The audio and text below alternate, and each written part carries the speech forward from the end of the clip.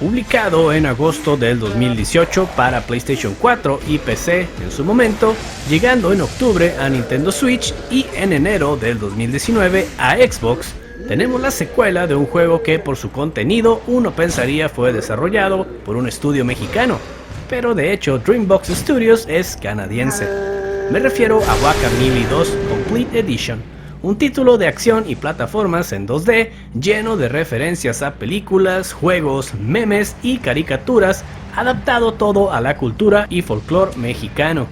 En este breve análisis te daré los puntos fuertes y débiles de este divertidísimo título basado en mi experiencia y así te des una idea sobre si este juego es o no para ti.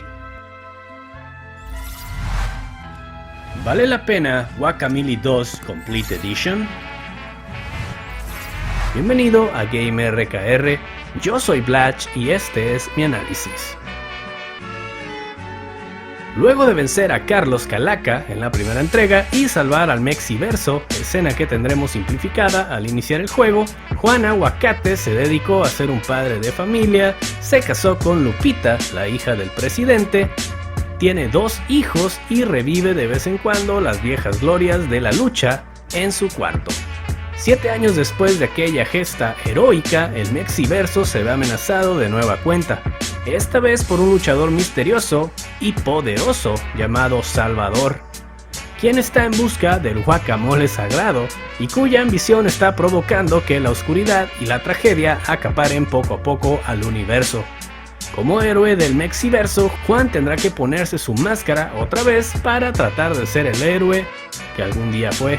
Lamentablemente esto no será nada fácil, pues ya no está en forma física y la alteración de las líneas temporales lo ha ubicado en una en la que murió en manos de Calaca, y fue Salvador quien eliminó al villano, cubriéndose de gloria y poder. En lo personal me gustó la idea de poner el final del juego anterior jugable al inicio de la segunda parte para que tengas más contexto de lo sucedido en caso de que no jugaras la primera entrega o se te hubiera olvidado un poco, como fue mi caso. La nueva trama está bastante interesante y rápidamente nos trae recuerdos de otros juegos como la Trifuerza en The Legend of Zelda, y a pesar de que es algo simplona, toda la personalidad de los personajes principales como secundarios hacen una combinación excelente con la situación que están pasando en los universos. Y por más loca que parezca la situación, hace sentido. Es una trama meramente de pretexto para el juego, pero aporta un montón de sinsentido que llega a la ironía y al humor. En cuanto al gameplay, andaremos trepando paredes de lado a lado, dando super puñetazos, cabezazos y planchas, maximizando nuestros combos, claro, sin olvidar una buena suplex y demás movimientos de lucha libre.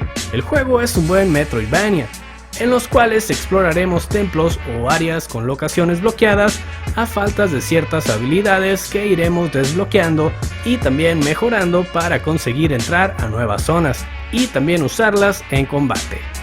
Juntaremos monedas que nos darán acceso a estas habilidades una vez que hayamos encontrado al maestro de cada una, y claro, sin olvidar la transformación apoyo, que cuenta con su propio set de ataques y forma de manejarse entre los niveles.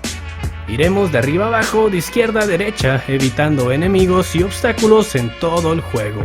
Y también tendremos algunos momentos de poner en práctica el cerebro e idear una forma de llegar a cierto punto, ya sea para conseguir algún cofre que contenga una parte de corazón o de calavera que nos permitirá subir el nivel de vida o de estamina cada que juntemos 3 piezas.